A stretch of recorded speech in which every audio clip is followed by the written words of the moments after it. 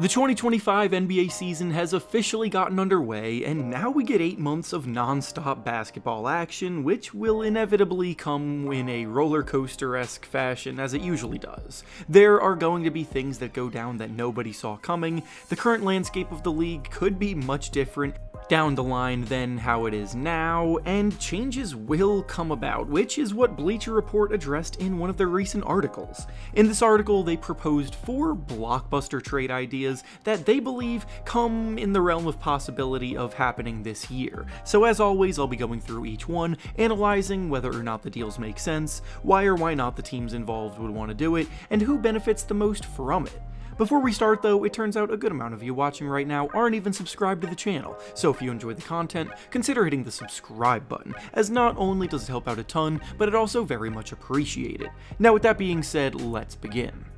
The first proposal from the article is between the Cleveland Cavaliers and the Phoenix Suns, and in it the Cavaliers receive Kevin Durant in exchange for Darius Garland and Evan Mobley. Right off the bat, I'll say that this one, at least on paper, seems as long of a long shot as it gets, but the rationale behind it, according to them, was that each team has clear weak spots without an easy solution in sight. The Suns have done well, or at least as well as they could, to address their point guard issues this offseason by bringing in Tyus Jones and Monte Morris, but in the eyes of many, Tyus is still just a good backup at best and not a real starting point guard. For the Cavaliers, the issues are that they have 2 undersized scoring guards and a front court logjam with 2 big men that kill the team's spacing. The pairing of Donovan Mitchell and Darius Garland has been a bit wonky since the beginning, and Garland specifically has not been able to play like the player we saw make the All-Star team since the 2 joined up, so rumors have been around for a while that a split could be on the horizon,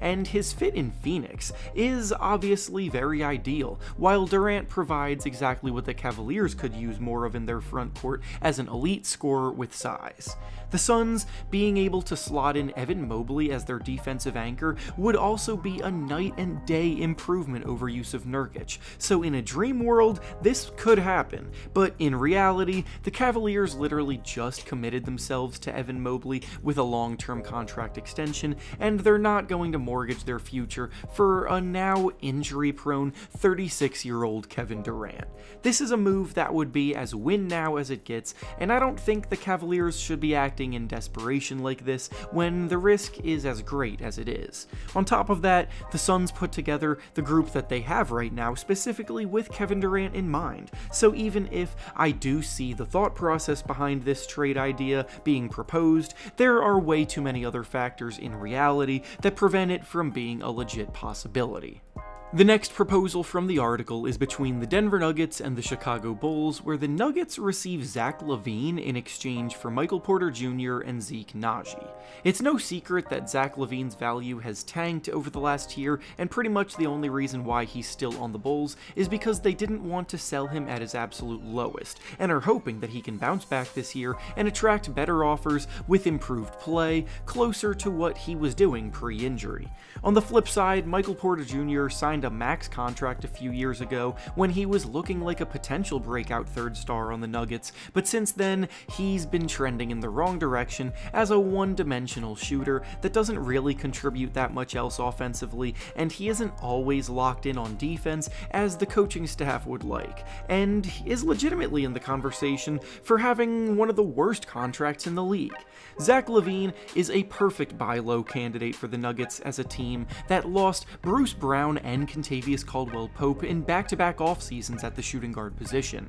The time to make this trade would have to be now though, because the longer they wait, the more likely it becomes that LaVine could start to regain his old form, and if that happens, there is not a chance in the world that the Bulls would want to take on Michael Porter Jr.'s contract regardless of their goals as a team. If they shift to a rebuild, MPJ's contract disables them from maintaining flexibility throughout that process, and if they want to continue building gradually, then the Bulls would definitely want a better return package for LaVine, hence why they have yet to trade him in the first place. So while Denver would love this trade to acquire LaVine, Chicago is definitely going to look for more in the end. The next proposal from the article is between the Charlotte Hornets and the New Orleans Pelicans, where the Hornets receive Brandon Ingram in exchange for Miles Bridges, Nick Richards, a first-round pick, and 2 second-round picks. Just like Levine, Brandon Ingram has also been on the trade block for pretty much the entire offseason without any real traction being made on a deal. And with this being the last year of Ingram's contract currently, before hitting free agency next summer, it would be in the best interest of the Pelicans to try to get a return for him wherever possible instead of letting him walk for nothing. The Hornets started showing signs of potential improvement defensively last season, and with LaMelo Ball back healthy, they're a dark horse to sneak into playoff contention. If that comes into fruition, then they would definitely be looking for a trade to upgrade on the wing as a scorer, and while Brandon Ingram at his best is that upgrade, whether he is at his best or not is what causes concern. Ingram is coming off of his worst season since his Laker days, and Miles Bridges is coming off of his best season as a pro, putting up 21 points per game last year. Bridges also just signed a 3-year contract extension with the Hornets, so trading him for Ingram's expiring contract is starting to make even less sense. I don't like the fact that a player putting up equivalent production in Miles Bridges also has to have draft capital and a serviceable big man attached to him in order to make a move for someone whose best season may be behind him, like Brandon Ingram. So even though the fit works both ways, it's just too much value being given up by Charlotte when they could search for a better upgrade instead. And finally, the last proposal from the article is actually a 3-team trade between the Knicks, Warriors, and Hornets, where the Warriors receive Mitchell Robinson, the Knicks receive Josh Green, and the Hornets receive Kevon Looney, Gary Payton II, and 2 second-round picks. This one isn't really a quote-unquote blockbuster deal like the first 3 in the article were, but it's a rotation of useful role players, and at first glance, these teams all do get something that they need. Mitchell Robinson at his best is a fantastic interior defender and shot blocker who moves well and can finish high above the rim, but he just cannot seem to stay healthy, and the fact that he is going to miss the first few months of this season will absolutely keep his potential price tag in trades modest. The Warriors have been trying to find a center upgrade for a while now, and this is honestly a pretty smart way to try to go about acquiring a starter on the low, because the reward for them definitely outweighs the risk that comes with Robinson's health.